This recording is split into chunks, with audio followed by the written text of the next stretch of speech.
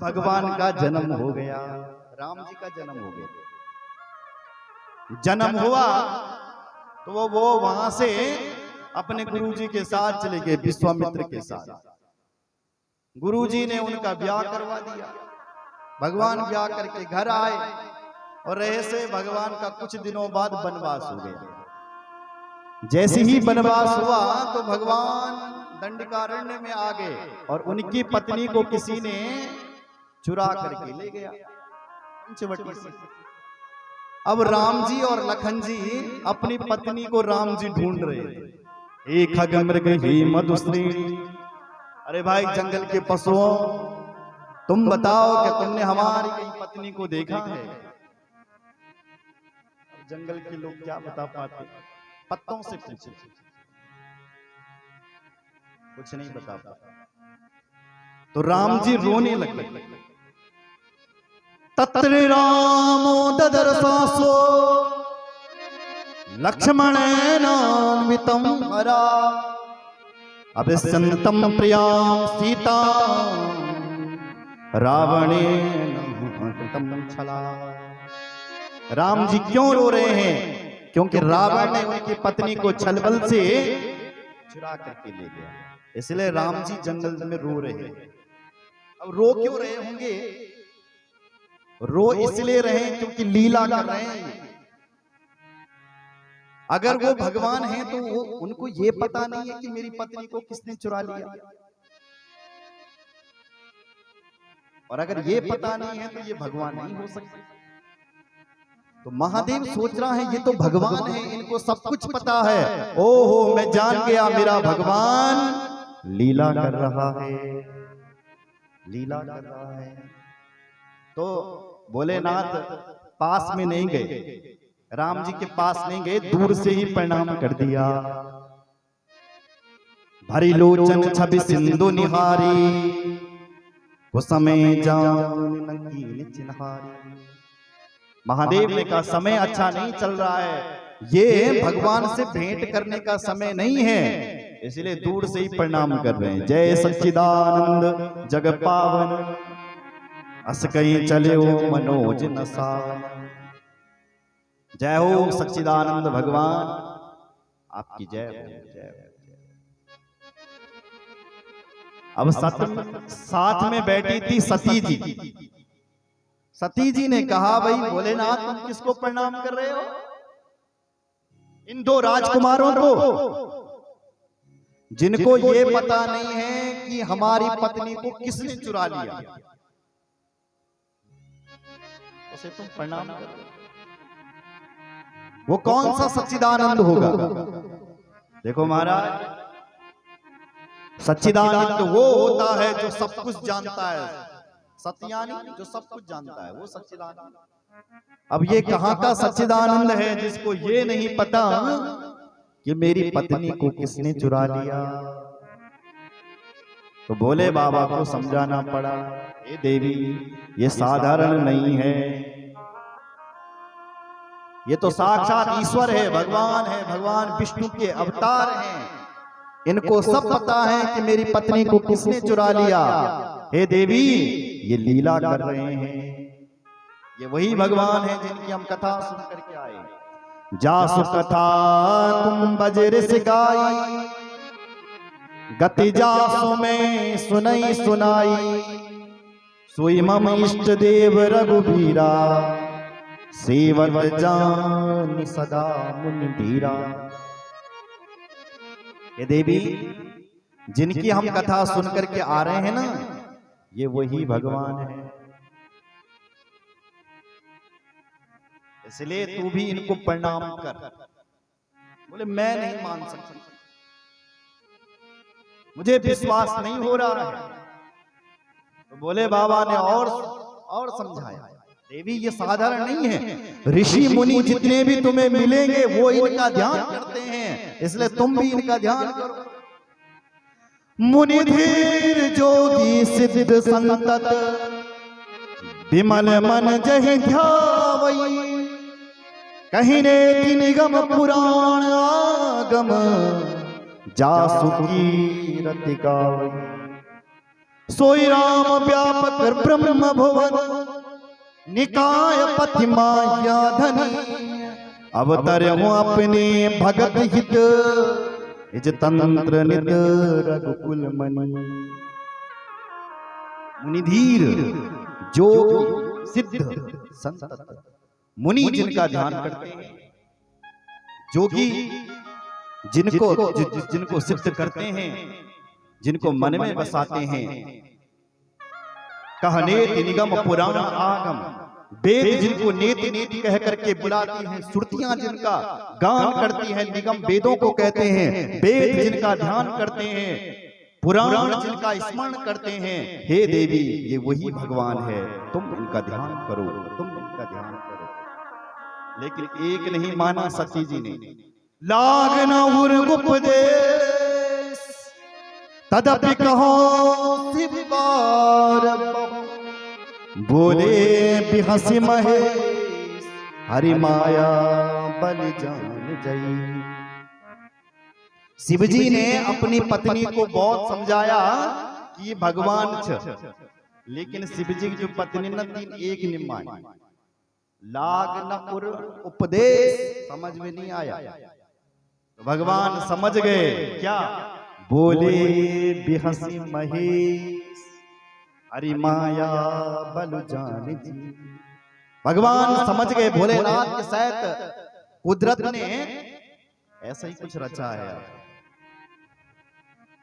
हंसते हुए महादेव बोले देवी जो तुमरे मन अस संदेह तो किन जाह परीक्षा ले हो। यदि तुम्हें मेरी बात पर विश्वास नहीं हो रहा है तो तुम जाओ और उस राजकुमार की परीक्षा लेकर के देखो कि वो ईश्वर है, भगवान है भी। और मैं आपको बता रहा हूं, जो पत्नी अपने पति का कहना नहीं मानती है उसके साथ यही होता है जो सती के साथ होता है, विडंबना। बोलो जय सिया राम। जो ईश्वर की परीक्षा लेता है वो फेल हो जाता है। किसने परीक्षा ली? सती जो जगत की माता है वो राम की परीक्षा ले रही है लेकिन फेल हो जाती है। आपने श्रीमद् भागवत सुना होगा, राजा बलि भगवान वामन की परीक्षा लेता है लेकिन फेल हो गया बलि। भागवत की कथा सुनी होगी, कालिया नाग भगवान की परीक्षा लेता है लेकिन फेल हो गया कालिया नाग। राम कथा सुनी होगी, बाली परीक्षा लेता है, उसकी पत्नी उसको समझाती है तारा कि मत जा तेरा काल आने वाला है, लेकिन एक नहीं माना, परीक्षा ली भगवान की, देखता हूं भगवान होगा कैसा मारता मुझे। इसलिए अपने से बड़ों की परीक्षा नहीं ली जाती है, अपने से बड़ों का तो ध्यान किया जाता है, उनके चरण पकड़े जाते हैं। शिष्य का कर्तव्य नहीं है कि वो गुरु की परीक्षा ले, गुरु का परम धर्म है कि वो शिष्य की परीक्षा ले। गुरु जय सिया राम। आज ईश्वर की परीक्षा लेने के लिए चल पड़ी ये देवी। जैसे जाए मोह भ्रम भारी करहु सो जतन विवेक विचारी। शिवजी ने समझाया, हे देवी जिससे तेरा अज्ञान दूर हो तो वही करना, कुछ गलत मत कर बैठना। इसलिए अब ये सती जी चल पड़ी, सोचने लगी कि राम जी की मैं कैसी परीक्षा लूं। तो समझ में आ गया, ये राम जी अपनी पत्नी के लिए जंगल जंगल घूम रहा हूं, इसकी पत्नी बन जाती हूं। यदि ये साधारण मनुष्य होगा, यदि ये साधारण राजकुमार होगा तो ये मुझे अपने गले से लगा देगा, आओ पत्नी का थे तो भाजनी कहां लगी थी, तो ये मुझे गले से लगा दी। और यदि ये भगवान हो गया, ये राजकुमार, तो ये मुझे पहचान लेगा कि मैं इसकी पत्नी नहीं हूं, मैं कौन हूं,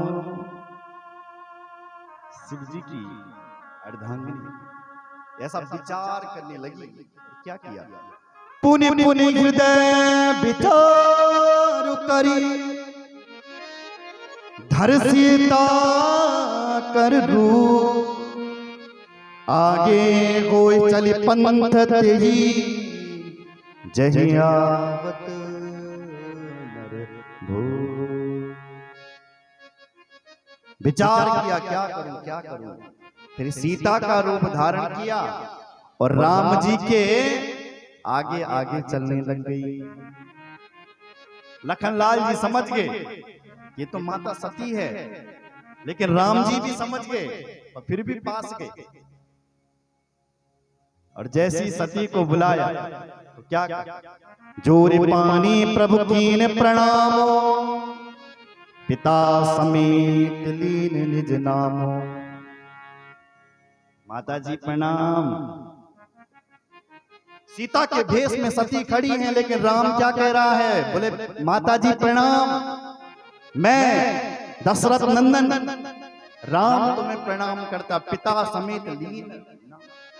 अपने पहले पिता का नाम निकाला, मैं दशरथ का पुत्र राम आपको प्रणाम कर रहा, ये फिर करता हूं माता जी। कहां बहोरी कहां वृषकेतु, और विपिन अकेली फिरई के हेतु। कहां बहोर कहां वृषकेतु, विपिन अकेली फिरई के हेतु। हे मेरी माँ मेरा भोलेनाथ कहाँ है? कहां बहोर कहां वृषकेतु, वृष मतलब बछड़ा, बैल, और बैल कौन है? धर्म है। धर्म के झंडे को लहराने वाली वृषध्वज की पत्नी, जो भोलेनाथ धर्म के झंडे को लहराने वाले हैं, उनकी आप धर्मध्वज की पत्नी हो।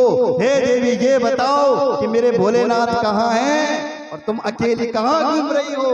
विपिन अकेली फिरई के हैं, तो क्यों आई हो जंगल में? भोलेनाथ कहाँ है? देखो अब जिस जो ये कहा तो सती का बुरा हाल हो गया। सती सोच रही है मैं तो सीता के रूप में खड़ी हूं और ये मुझे माता कह करके प्रणाम कर रहा है। इसका मतलब ये है कि राम जी कौन है?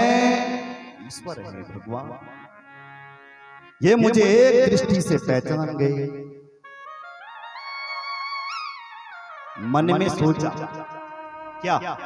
मैं शंकर कर कहा न माना, निज अज्ञान राम पर आना। जाय उतराव देहो कहा, उर्वप जाती दारुण दार।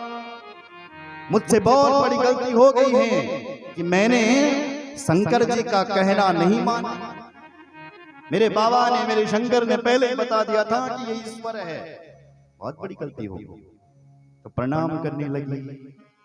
जैसी मन ही मन प्रणाम किया, ऐसी क्या दिखाई पड़े कि राम और लखन सीता दिखाई दे रहे हैं। ये मैं क्या देख रही हूँ? अपने आंखें खोली बार बार, राम लखन सीता। अभी तक तो ये अपनी पत्नी को ढूंढ रहे थे, अभी सामने खड़े। इधर देखा, इधर भी राम लखन सीता। आगे राम सहित श्री भ्राता, राम लखन श्री यानी सीता तीनों दिखाई दे रहे हैं।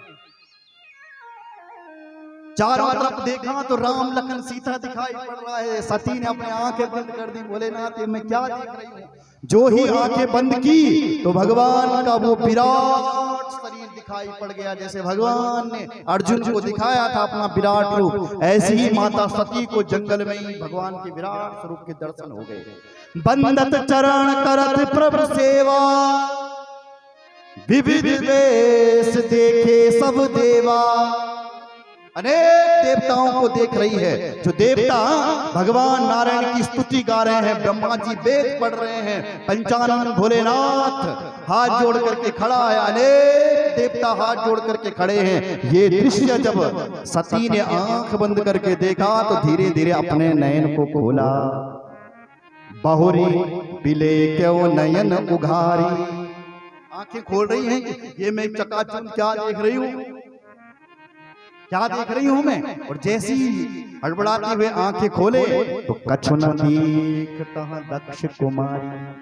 कुछ भी दिखाई नहीं पड़ा उस दक्ष कुमारी चंचल के बेटी को। महादेव के पास दौड़ी दौड़ी गई। ये कथा तो इतनी रामचरितमानस में भी लिखी है, लेकिन शिव पुराण में एक और अनोखी कथा लिखी है। अनोखी यहां लिखी है कि सती जी ने राम जी से पूछा कि राम जी आप ये बताओ कि मैं तो ये जानती थी कि मेरे भोलेनाथ सबसे बड़े हैं, दुनिया में भोले से बढ़कर के कोई देव नहीं है। मैं इतना जानती थी, आप इतने बड़े देवता कहां से आ गए जिनको मेरे भोलेनाथ प्रणाम कर रहे हैं? आप कौन हैं? आप अपना परिचय दो। मेरा बाबा जिसको दुनिया पूछता है वो तुम्हें प्रणाम कर रहा है, तुम कौन हो? तुम मेरे भोलेनाथ के इष्ट कैसे बन गए? तब राम जी बोल पड़े, माता जी, एक दाही पुरा देवी शंभु परम सूत कृत विश्वकर्मण माहुया स्वलोके परतः परे। अब राम जी एक नई कथा सुना रहे हैं। सती जी, माता जी, एक समय की बात थी, आपके पति भोलेनाथ ने एक गौलोक धाम का निर्माण किया। विश्वकर्मा को बुलाया और विश्वकर्मा से कहा कि विश्वकर्मा जी, तुम एक सुंदर सा भवन बना दो। विश्वकर्मा ने कहा, पहली बार मेरे भोले बाबा ने मुझसे कुछ मांगा, अपने भोले बाबा के लिए सुंदर लोक बनाऊंगा। तो जहां पर शिव जी की गाय रहती थी, उस गौलोक में ही, उस गौशाले में ही सुंदर सा लोक बना दिया गायों के साथ। इसका नाम हुआ गौलोक। और उस गौलोक में शिव जी ने ब्रह्मांड भर के सारे देवी और देवताओं को बुलाया। देवी, और उस समय मुझे भी बुलाया। मैं कौन हूं? मैं नारायण हूं। तो मुझे भी तेरे पति ने बुलाया और मुझे उस दिव्य सिंहासन पर बिठा दिया। और फिर देवताओं से कहा, देवता लोग, आज से ये हमारे भगवान हैं। और मेरे लिए स्वयं बोला, ब्राह्मणम लोक कर्तारा मवोचद वचनम वयम् व्यापयन् स्वाम वराधीनम स्वतंत्रम भक्तवत्सला। हे भक्तवत्सल, आज से तुम इस गौलोक धाम के वासी हो। हम सारे देवता आपको प्रणाम करते हैं। हम सारे देवता आपको अपनी शक्ति प्रदान करते हैं। तो सबसे पहले मुझे तेरे पति ने ही शक्ति दे दी अपनी, और उसके बाद एक एक करके, जैसे दुर्गा मैया को देवताओं ने शक्ति दी, ऐसी ही सारे देवताओं ने मुझे अपनी अपनी शक्ति दी। और तब तुम्हारा पति शिव जी बोला, क्या? हे नारायण, त्वं कर्ता सर्वलोकाना भर्ता हर्ता मम ज्ञया दाता धर्मार्थ लोकानां शास्ता दुर्नय कारण। हे नारायण, आज से तुम ही जगत के कर्ता हो, तुम ही भरता हो, तुम ही हरता हो। हे प्रभु, जो कुछ भी हो आप ही हो। जगदीशो जगत पूज्यो महाबल पराक्रमो अजयस्त्वं रणे क्वापि ममापि ही भविष्यति। इन श्लोकों का अर्थ समझो। जगदीशो, आप ही जगदीश हो। जगत पूज्यो, हे नारायण, आप ही जगत पूज्य हो।